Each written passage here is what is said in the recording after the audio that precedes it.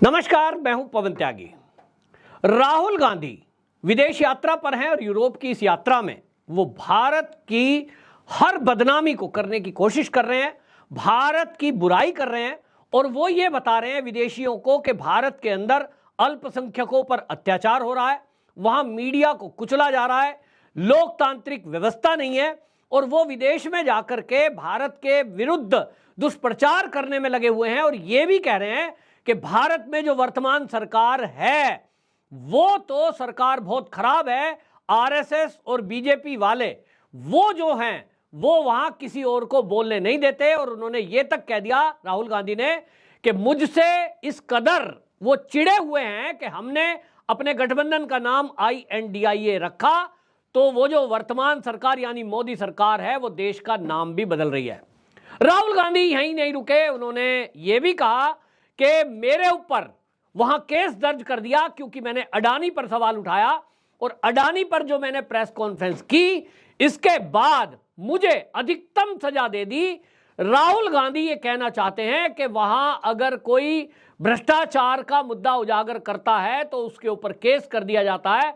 इस वर्तमान मोदी सरकार को हटाना बहुत जरूरी है और इसलिए राहुल गांधी भारत विरोधियों के बीच वहां यूरोप की यात्रा में इस तरह की बयानबाजी कर रहे हैं और वो ये बताने की कोशिश कर रहे हैं कि मोदी जी उनसे डरे हुए हैं, मोदी सरकार बुरी तरह कांग्रेस से डर गई है और कांग्रेस ही भारतीय जनता पार्टी की सरकार को उखाड़ फेंकने के लिए सक्षम है। राहुल गांधी का ये जो यूरोप दौरा है ये पहली बार नहीं है। मोदी सरकार जब से आई है, जब से राहुल गांधी ने 22 देशों की यात्रा की है, 22 विदेशी यात्राओं पर गए हैं और इसमें से आधे से अधिक यात्राएं वो देश हैं, वो यात्राएं हैं राहुल गांधी की जिनके बारे में देश को कुछ पता नहीं है कि राहुल गांधी वहां करने क्या गए हैं, वहां बोल क्या रहे हैं और गए भी कहां हैं। इसमें थाईलैंड जैसे देश की भी यात्रा है, यानी 22 देशों में आधी बार गुप्त यात्रा करते हैं, आधी बार जो यात्रा है जिसकी डिटेल सबके सामने आती है उसमें जब भी राहुल गांधी विदेश की धरती पर बोलते हैं तो वो कुछ ऐसा बोलते हैं लगता है कि ये भारत का नहीं तो कोई पाकिस्तान का राजनयिक है, क्योंकि पाकिस्तान तो हमसे नफरत करता है, हमारा दुश्मन देश है। लेकिन राहुल गांधी भारत की बदनामी विदेश की धरती पर जाके करें और वो भी ऐसे समय में, सोचिए कि जब भारत के अंदर G20 सम्मेलन हो रहा हो, दुनिया के राष्ट्रीय अध्यक्ष भारत में जुटे हों और इसमें आप देखें कि जब दुनिया के राष्ट्रीय अध्यक्ष यहां जुटे हैं, मोदी सरकार, देश की जनता, पूरी सरकार, कई राज्यों की वो भी सरकार जो भारतीय जनता पार्टी की सरकारें नहीं है, वो भी एक इंप्रेशन जमाने में लगे हुए हैं कि किसी तरह भारत का मान आगे बढ़े। हमने देखा है कि कई इंटरनेशनल फोरम पर कई बार भारत के अंदर मीटिंगें हुई हैं। ये जो अंतर्राष्ट्रीय सम्मेलन है, जो G20 सम्मेलन 2023 मोदी सरकार के नेतृत्व में हुआ, इसी तरह इंदिरा गांधी के समय में भी सम्मेलन हुए हैं। ये UPA 1 UPA 2 के समय में भी विदेशी राष्ट्रीय अध्यक्ष यहां आए हैं। लेकिन 2023 और उसके पहले जब कांग्रेस की सरकारें थी, दोनों अगर इंटरनेशनल प्लेटफॉर्म पर कोई अगर आयोजन देश में हुआ है भारत में, दोनों में अंतर आप देखेंगे तो एक बड़ा अंतर यह है कि पहले कभी भी भारत की संस्कृति क्या है, भारत की सभ्यता क्या है, भारत का इतिहास क्या है, भारत विश्व गुरु कैसे बना, इस बारे में कुछ कभी नहीं बताया गया।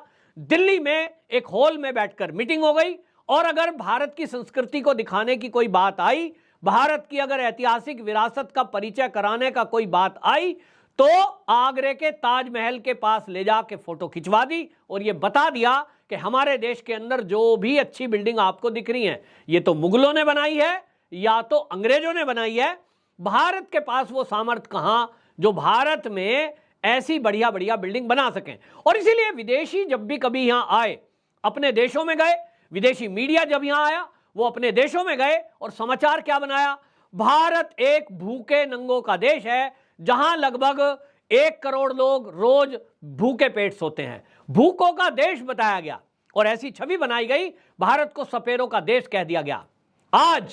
आज वही देश मोदी जी के नेतृत्व में जब ये दिखाने की कोशिश कर रहा है कि ये अब बदलता हुआ भारत है, आज यहां चांदी की थाली, चम्मच, प्लेट, कटोरियों में, सोने की चम्मच में खाना खिलाया जा रहा है विदेशी मेहमानों को। ये इसलिए नहीं है कि भारत के पास कोई बहुत ज्यादा पैसा आ गया है, केवल ये इसलिए कि जो देश आज भारत को अभी तक सफेरों का देश, भूखों का देश, नंगों का देश कहते थे, उनको ये पता लगे कि ये भारत कैसे तेजी से बदल रहा है।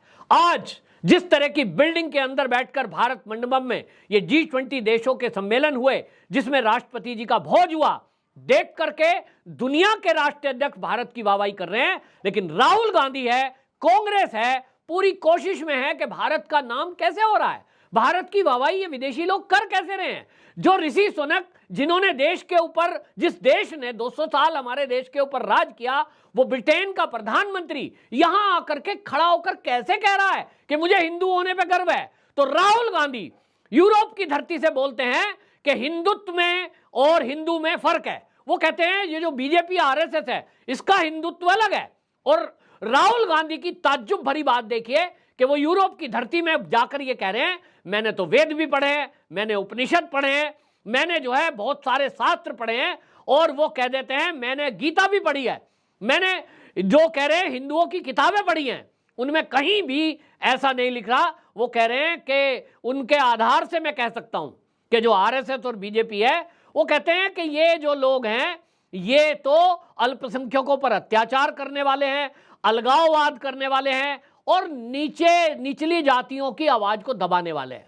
अब आप सोचिए, विदेश की धरती पर जाकर भारत का एक व्यक्ति वहां जाकर, उनको तो पता नहीं है ये भारत से आया है। भारत, एक गाना हमने सुना ना बचपन में, भारत का रहने वाला हूं, भारत की बात सुनाता हूं। उस गाने को आप सुनिए जिसमें मनोज कुमार ने एक्टिंग की है। वो भारत की बड़ाई कर रहे हैं विदेश की धरती पर। लेकिन ये राहुल गांधी हैं, ये भी विदेश में जाते हैं। और जैसा मैंने कहा, 9 साल में मोदी शासन में 22 यात्रा राहुल गांधी ने की है। कुछ अज्ञात यात्रा रही है, लेकिन जो ज्ञात यात्रा रही है, जहां जाकर इन्होंने मीडिया को इंटरेक्ट किया है, पब्लिक को इन्होंने संबोधित किया है। राहुल गांधी ने भी इसी तरह का गाना गाया है, भारत का रहने वाला हूं, भारत की बात सुनाता हूं। लेकिन इन्होंने क्या सुनाया? इन्होंने सुनाया कि भारत तो बहुत बेकार है। अगर G20 सम्मेलन में दिल्ली के अंदर झुग्गी झोपड़ी के आगे ग्रीन पर्दे लगा दिए गए, तो यहां कांग्रेसी उसको उजागर कर रहे हैं। देखिए, गरीबों की झुग्गियों को ढका जा रहा है, मोदी क्यों शर्मा रहा है? अरे भाई, ये झुग्गी क्या मोदी के आने के बाद डली है? और अगर मोदी का बुलडोजर इस पर चलना शुरू हुआ तो सबसे पहले यहां आम आदमी पार्टी, केजरीवाल, कांग्रेस ये खड़े हो जाएंगे, साहब आप इनको कैसे हटा सकते हो? ये बांग्लादेशी घुसपैठिए हैं, ये तो जो है इंटरनेशनल नियम का उल्लंघन हो रहा है, आप सड़कों पे उतार देंगे। आप तो CAA होने नहीं देते और उनके विरोध के खड़े हो जाते हो कि साहब बांग्लादेश से आए हुए घुसपैठिए, इनको आप निकाल नहीं सकते। कई मुख्यमंत्री, ममता बनर्जी, केजरीवाल, कांग्रेस के नेता, केरल की सरकार घोषणा कर देते हैं, अगर किसी ने बांग्लादेशी घुसपैठ को निकालने की कोशिश की, हम अपने स्टेट में उसको नहीं होने देंगे। तो आप झुग्गी बनवाएंगे, आप झुग्गियों में इनको बसवाएंगे। और अगर यहां विदेशी डेलीगेशन कोई आ रहा है और मोदी जी उनको ढककर ये बताने की कोशिश करें कि हमारे देश में घुसपैठिए किस स्थिति में रह रहे हैं, भाई हमारे यहां नहीं है। मैं एक सवाल करता हूं इन सब से, जो ये कांग्रेसी हैं, ये ढकने की बात जो कर रहे हैं, भाई आपके घर में कोई मेहमान आता है तो क्या उस मेहमान के आने पे कूड़ा कचरा ऐसे ही फैले देने देते हैं? नहीं। लेकिन राहुल गांधी तो राहुल गांधी है, विदेश की धरती पर जाना है और इनको ये दिखाना है। असली बात क्या है? राहुल गांधी, आप भी सोच रहे होंगे, जब भी विदेश में जाता है, जब भी भारत का बदनामी करते हैं, मोदी सरकार पर प्रहार करते हैं, और वो ये बताने की कोशिश कर रहे हैं कि देश के अंदर कुछ भी ठीक नहीं चल रहा। वो ये कह रहे हैं कि भारत के अंदर 20 करोड़ अल्पसंख्यक, उनके ऊपर अत्याचार हो रहा है। राहुल गांधी ने यह बात जब अमेरिका यात्रा पर गए थे, तब भी उन्होंने जून के महीने में जब वाशिंगटन में गए थे, तब भी उन्होंने कहा था कि मेरे ऊपर जो है मानहानि का केस दर्ज हो गया अडानी पर सवाल उठाने पे। राहुल गांधी ने वहां भी तब ये कहा था कि अल्पसंख्यकों पे अत्याचार हो रहे हैं। राहुल गांधी इस बार फिर से इसमें सिखों को भी जोड़ते हैं। वो कहते हैं सिखों समेत भारत के अंदर, क्या कहते हैं वो, भारत में सिख समुदाय समेत 20 करोड़ अल्पसंख्यक असहज महसूस कर रहे हैं। शर्म की बात है और इसको ठीक करने की जरूरत है, जिसमें महिलाएं भी हैं। अब ये राहुल गांधी है, विदेशियों में बैठ करके ये बता रहे हैं कि भारत के अंदर जो सिख हैं उनके ऊपर अत्याचार हो रहे हैं। और वहां जो अल्पसंख्यक यानी मुस्लिम है उनके ऊपर हमले हो रहे हैं। अब ये क्या हकीकत है? देश को लोग ये बताएं कि भारत के अंदर कहीं सिखों पर कहीं हमले हो रहे हैं क्या? भारत के अल्पसंख्यक जो देश के मुस्लिम हैं उनके ऊपर कहीं हमले हो रहे हैं क्या?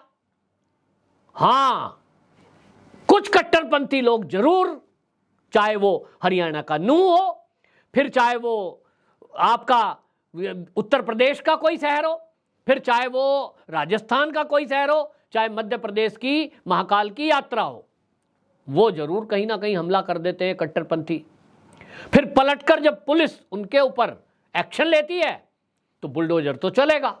अब वो जो बुलडोजर चलेगा या उनको पुलिस पकड़कर जेल में डालेगी, तब ये राहुल गांधी कहते हैं कि ये तो अत्याचार है।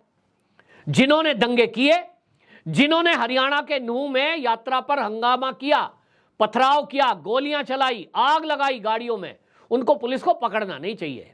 उनके झुग्गी झोपड़ी को तोड़ना नहीं चाहिए जो घुसपैठिए आए हुए हैं, इनको तो खुली छुट्टी देनी चाहिए। ये राहुल गांधी का कहना है, कहने का मतलब है। राहुल गांधी क्या कह रहे हैं? अत्याचार किसके ऊपर हो रहा है? क्या उत्तर प्रदेश की सरकार, योगी सरकार, कोई निर्दोष लोगों को पकड़ करके जेल में डाल रही है? नहीं, जो अपराधी है, जो मवाली है, जो गुंडे हैं, जो माफिया है, उनके ऊपर कार्रवाई हो रही है। उनके घरों पे बुलडोजर भी चलेगा जिन्होंने जमीन कब्जाई हुई है। लेकिन राहुल गांधी कहते हैं कि नहीं साहब, इनका तो बुलडोजर अत्याचार कर रहा है, अल्पसंख्यकों पे अत्याचार हो रहा है।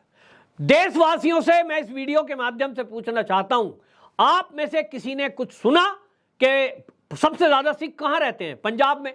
क्या आपने सुना है कि किसी पंजाब पे कोई सिख पे हमला हुआ है मोदी सरकार के दौरान? हां, ये तो जरूर सुना होगा आपने, 1984 के दंगे जरूर याद होंगे, जिसमें कांग्रेस के बड़े बड़े लीडर खड़े होकर सिखों के गले में टायर डालकर उनको जलवाने का काम कर रहे थे, महिलाओं के साथ रेप हो रहे थे, घरों में आग लगाई जा रही थी। अभी भी कोर्ट में केस चल रहे हैं। और किस तरह से कांग्रेस की सरकार के दौरान राजीव गांधी खुद जो प्रधानमंत्री है वो कहते हैं बड़ा पेड़ गिरता है तो धरती हिलती है, यानी इशारा था कि जो हो रहा है होने दीजिए। और पुलिस ने एफआईआर तक दर्ज नहीं की थी।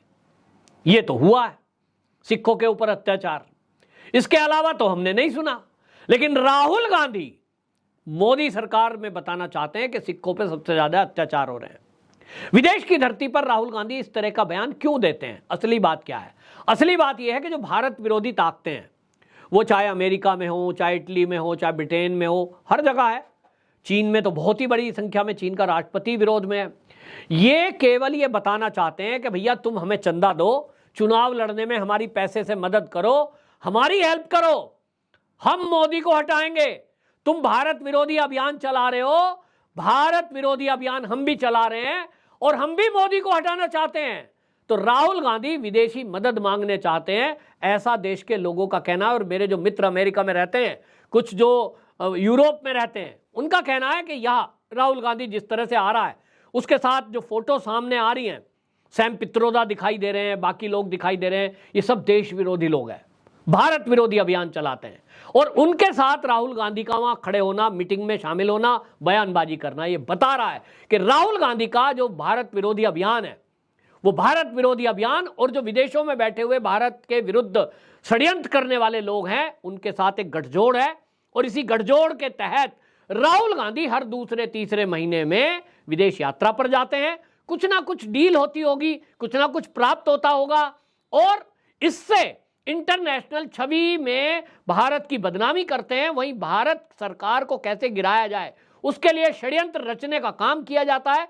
उसके बाद भारत में जब भी राहुल गांधी विदेश यात्रा पर जाते हैं, आप देखेंगे, इसीलिए यह प्रयोग है कि संयोग कि भारत में मोदी जब भी कभी राहुल गांधी विदेश यात्रा पर गए, भारत में दंगा फसाद हुआ। अभी भी राहुल गांधी जब विदेश गए हुए हैं यूरोप की यात्रा पर, बहुत ज्यादा कवरेज नहीं आई, क्योंकि वहां इंटरनेट बंद कर दिया गया था और मीडिया पर बंदिश लगाई गई थी, इसलिए कि वो जो है उस क्षेत्र में ना जाए जहां गोलीबारी हो रही है।